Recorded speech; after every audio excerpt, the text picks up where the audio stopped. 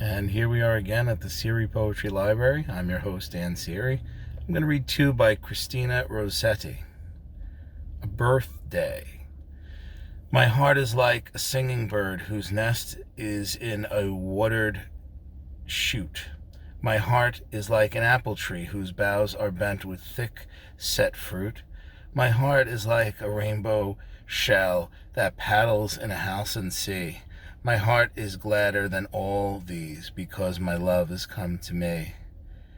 Raise me a dais of silk and down, hang it with vair and purple dyes.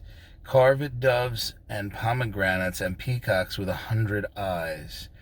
Work it in gold and silver grapes, and leaves and silver fleur-de-lis, because the birthday of my life is come, my love is come to me. This next one is called When I Am Dead, My Dearest. When I am dead, my dearest, sing no sad songs for me. Plant thou no roses at my head, nor shady cypress tree. Be the green grass above me with showers and dewdrops wet. And if thou wilt forget, and if thou wilt remember, and if thou wilt forget, I shall not see the shadow, I shall not feel the rain, I shall not hear the nightingale sing on as if in pain. And dreaming through the twilight that doth not rise nor set, happily I may remember and happily may forget. Okay, I'm going to read a little bit about her background here. Christina Georgina, youngest of the Rosettis, was born December 5th, 1830 in London. Although her mother was half English, her father was Italian, a famous scholar in exile. The melodic Italian speech must have inspired Christina Rosetti's musical verse, for at 12 she was writing English lyrics of singular fluency, unpretentious and devoted. Neither she nor her work was happy, differing from her bohemian brother Dante Gabriel, and that's a great name, and more like her older sister, who had become a nun. She found the world more evil. She repudiated pleasure. I cannot possibly use the word happy without meaning something beyond this present life. That's a quote.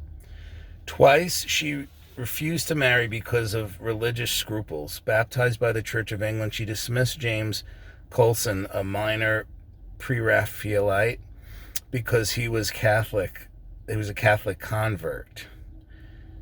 Later, in love with Charles Cayley, a scholar of her own faith, she feared marriage with one did not seem to be religious enough. Spiritually committed to the heavenly bridegroom, she could not surrender to any earthly lover.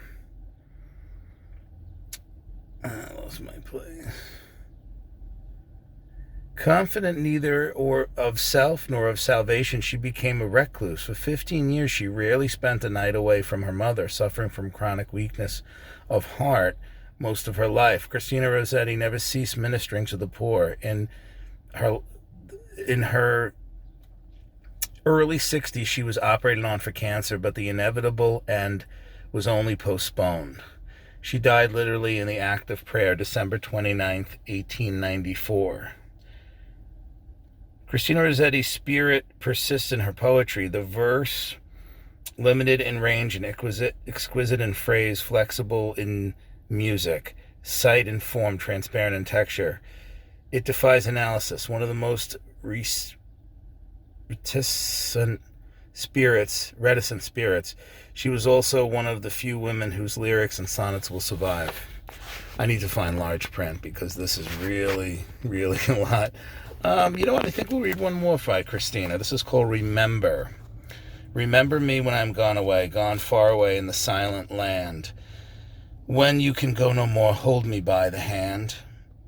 Nor I half turn to go, yet turning stay. Remember me when no more, day by day. You tell me our future that you planned. Only remember me, you understand.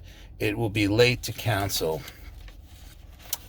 Late to counsel then, or pray.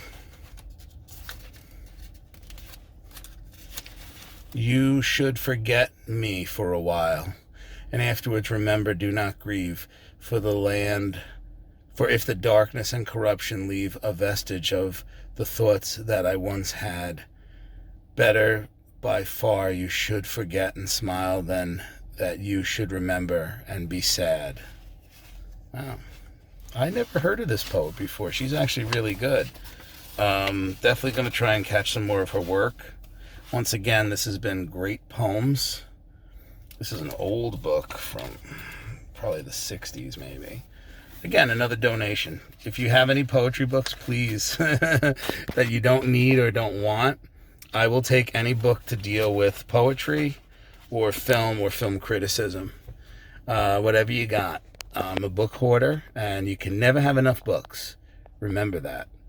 All right, so I'm enjoying summer vacation so far. I'm up way too early today. It's about 8 o'clock in the morning, and I'm going to definitely take a little nap later. Since it's summer vacation until summer school starts, I have a whole week off.